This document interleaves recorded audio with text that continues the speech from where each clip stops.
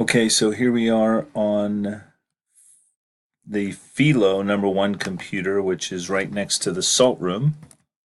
And I'm going to type in the word Chrome in the bottom left. Click on Chrome Remote Desktop. I'm going to go to FIA PC3, which is the black laptop. Click on it, and it's going to remotely connect to the FIA PC3, which you can see in the upper left-hand corner. And you can log in, and you're actually taking over that computer. So when we're doing these remote connections, somebody else won't be able to be on that computer, but we're going to have this until the server is fixed. So at Philosophy, computer #1 hooks up to FIA PC3, which is the black laptop. And then we're going to do the same thing for the front desk computer, which will hook up to PC6, FIA PC6, which is the last computer on the far right in the green room.